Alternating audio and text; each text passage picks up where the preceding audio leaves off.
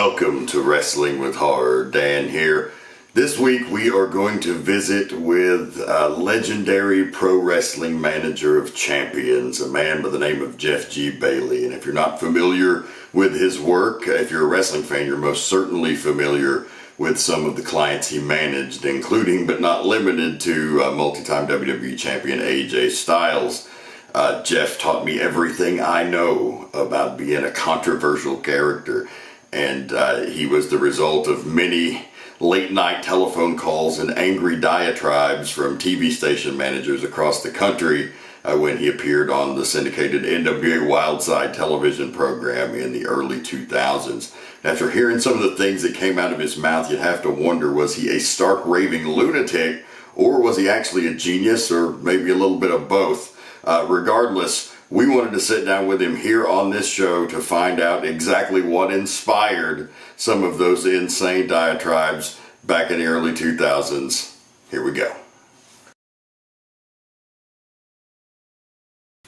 All right, I'm here with Jeff G. Baliey, a man who was my mentor in many ways in professional wrestling, but one thing we shared, which so many people in the professional wrestling industry share, is a love of horror.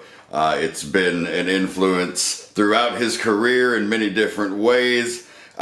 We shared a lot of those influences growing up, but you tell me, as a pivotal moment in your life, how did you discover horror? Well, Dan, being an older man, when I was growing up, there were only 3 television channels, and we were lucky enough to get a TV show called Shock Theater, which showed all the Universal horror movies on the weekend. So I remember the first one I saw was The Wolfman, which I totally loved and was fully on board. And then after that, Frankenstein, Dracula, The Invisible Man, etc. And that was the beginning of my love of horror. And as I got a little older, I started to buy magazines, and I discovered Famous Monsters of Filmland magazine, which I adored and read monthly, and learned about all these other horror movies that were not on television yet, but eventually did show up on television as more channels came. And then really by the 80s, when VHS became a thing, I had a video store called the Video Movie Center, and I think they pretty much had every single horror movie that had ever been made on VHS, and we went through pretty much the entire catalog of all of them. So horror started very early for me and remained a really big part of my life all the way till present. I have never not had a love affair with horror. And what would you consider some of your absolute favorites? As a fan, when you've seen hundreds and hundreds of films, you can quote lines from different things in your everyday life. I know it's hard to narrow it down, but what would you consider some of the cream of the crop for you?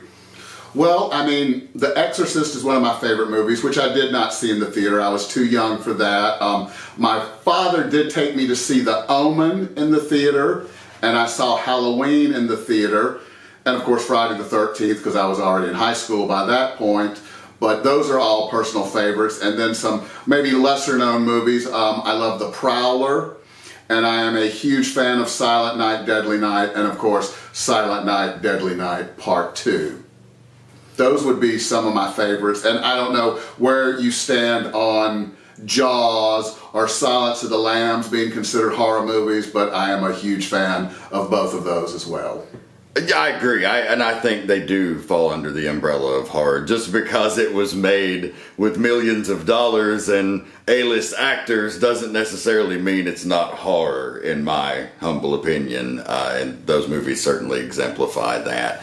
And in your wrestling career as a manager, you guided many top wrestlers to the very pinnacle of our sport, including WWE champion AJ Styles. You managed him at one point, but I know you really got to sink your teeth into the monster characters, and that is where the horror element of your childhood came to pass in your adulthood through wrestling.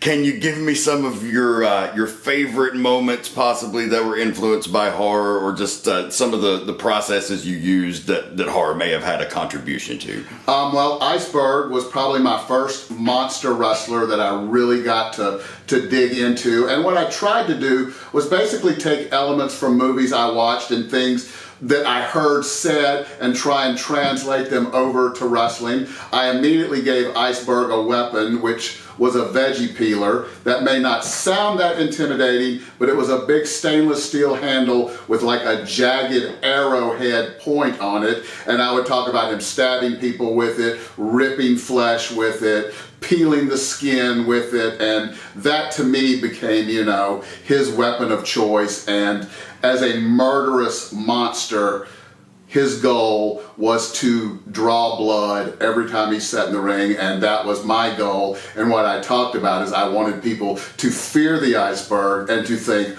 oh my God, this guy is really trying to hurt someone. He's always trying to draw blood. And we would, you know, talk about bathing in the blood and making a dead skin mask and dumping grounds and any kind of horror and murder stuff I could affiliate with Iceberg. And it really was quite effective.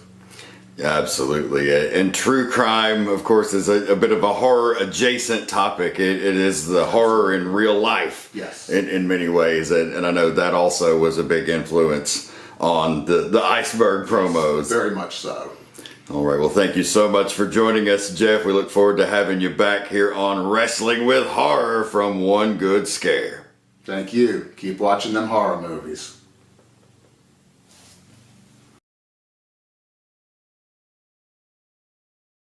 He threw his dead mother's head around the room. Then he stuck it on top of the mantelpiece. Blood from the head slopped all over. He screamed and yelled at the head. Then he grabbed a handful of darts and started to throw them one by one into the dead face and head.